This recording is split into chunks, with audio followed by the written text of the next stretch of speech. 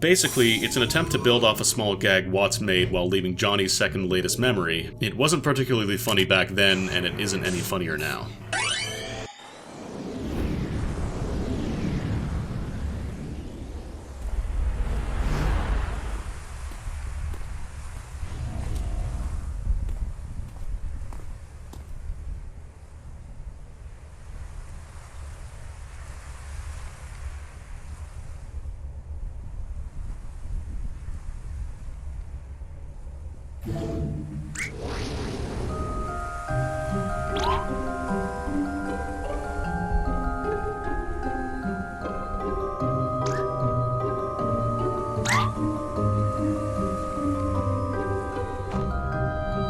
Pretty long bout of dialogue to open the memory with. We open with the doctors pranking each other, well, more like Watts being a punching bag, which seems a bit excessive since we already had more than enough humor in the very last memory.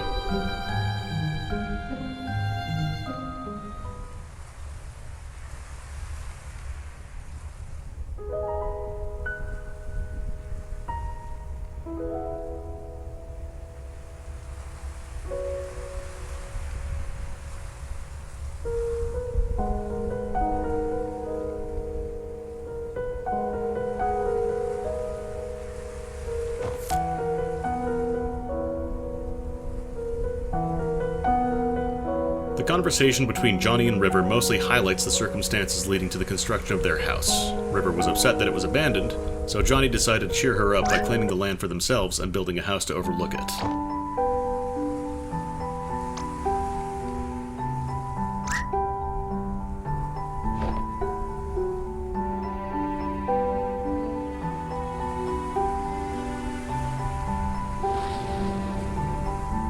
Rosaline then oddly gets very sentimental and talks about how the journey is as important as the ending, referring to how River helplessly dies later on to ensure the house gets completed. She needn't have bothered. She could have just said she liked the moment personally and moved on. While it was a decent attempt at writing a heartfelt scene, unfortunately it did little to really progress the plot or throw some insight into either Johnny or River. Honestly, it feels like a missed opportunity. I think there should have been some conversation right before they walked here to give a bit more character. A bit of musing on the details gleaned so far. This is a decent example of dialogue that establishes character. Watts puts aside his douchebag personality for a while to seriously discuss the situation, and establishes himself as an incredulous person who seeks the causes beneath the surface. Rosaline, on the other hand, presents a calm and collected viewpoint that focuses on the current task and visible facts over everything else. It's almost like these doctors are the main characters, even though the story is centered around Johnny and his memories. Perhaps this will change once we view more memories. However, I wish there was more dialogue like this and less cheap attempts at slapstick humor or the doctors constantly fighting each other.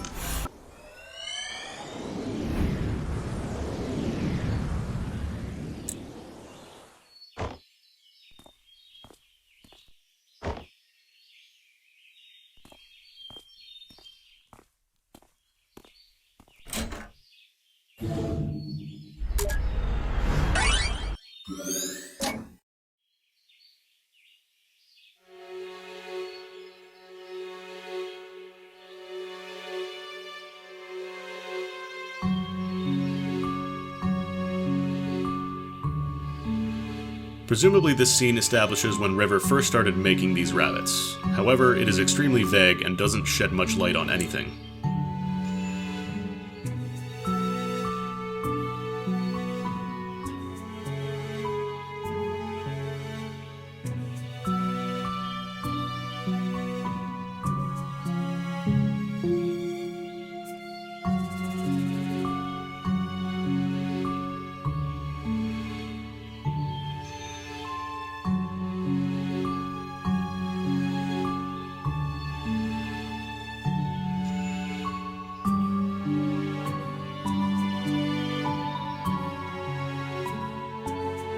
Watts even comments on how he's getting deja vu. The whole routine is similar to what happened with the yellow and purple rabbit on River's deathbed. The doctors comment on River's mental condition, but again cut themselves short before talking about it or even mentioning it. I suppose this is to avoid making unsubstantiated guesses, though it's obvious they're hinting at River having autism.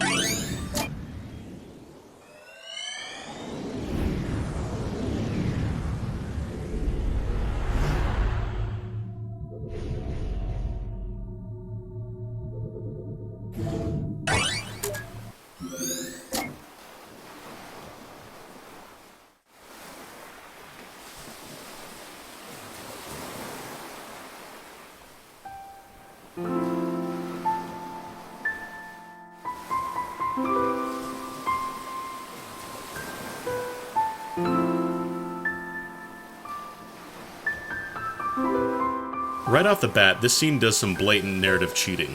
We run into Johnny confessing something to River, but don't get to catch what it is, even though these being his memories, we should have been able to follow the entire conversation.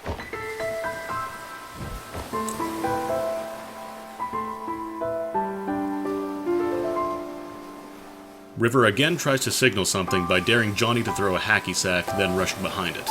Much like the memory before this, it's too vague to say much on its own.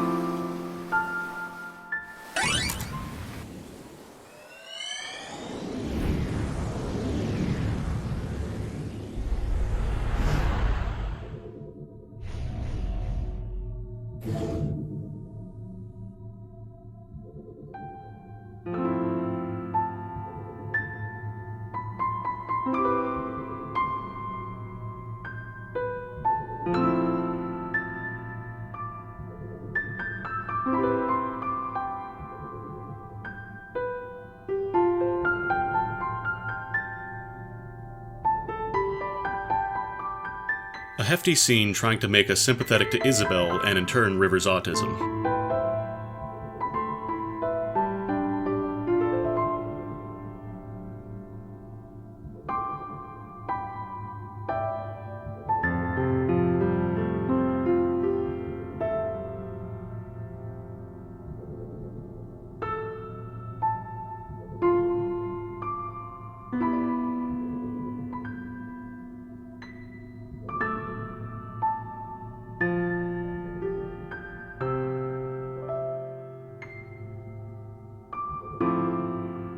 It doesn't really work because Isabel mostly goes on about how she personally thinks about having to present a made-up personality to the world, while River doesn't really have much of one established so far, made up or otherwise. Unless you count incessantly asking about paper rabbits, or caring deeply about lighthouses to be examples of a deep underlying personality, I suppose.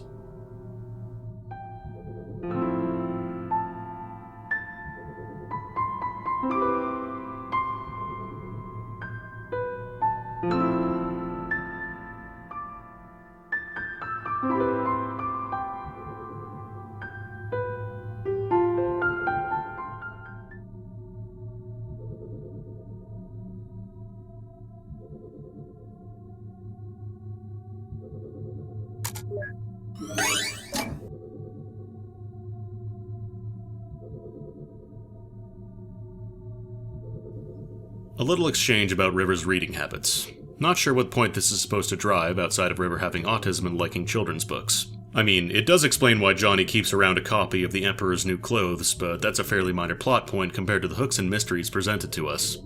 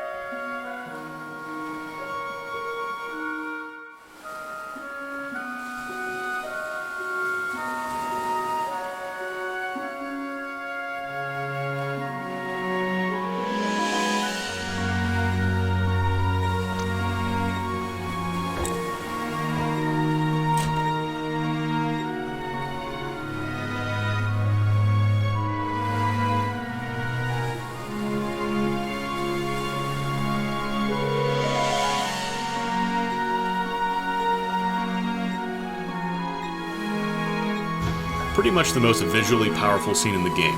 While I am rather critical of the writing overall, I can't deny that the game uses certain visual leitmotifs fairly well, with the lighthouse standing out as the most prominent example. What I particularly like about this scene is how it makes their romantic gesture feel otherworldly, raising it above ground and towards the heavens while enclosing it within a familiar structure to tie it all together.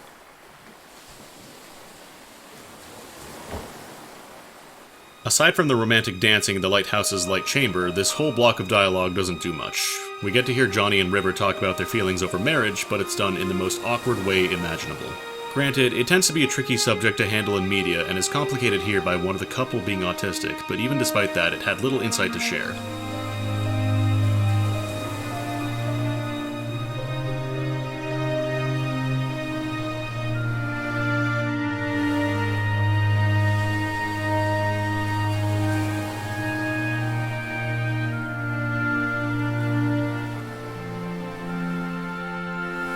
The priest's vows are expectedly bog standard.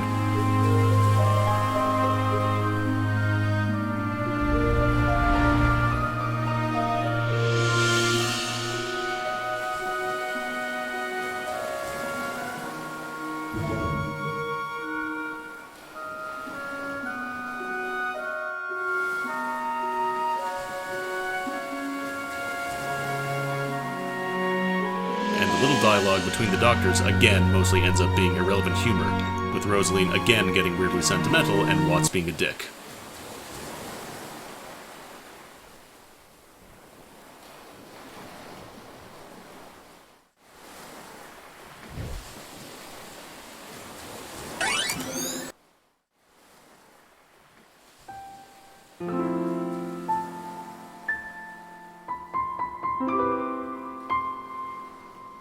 Oddly, it's this conversation and not the big dramatic sequence earlier that sheds some light, and on both Johnny and Watts, surprisingly enough.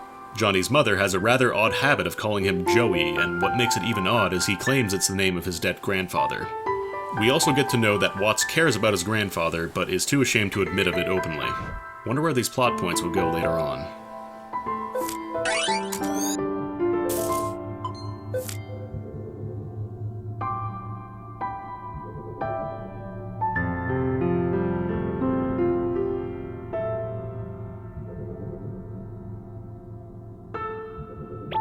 A conversation that had some promise before Watts ruined it.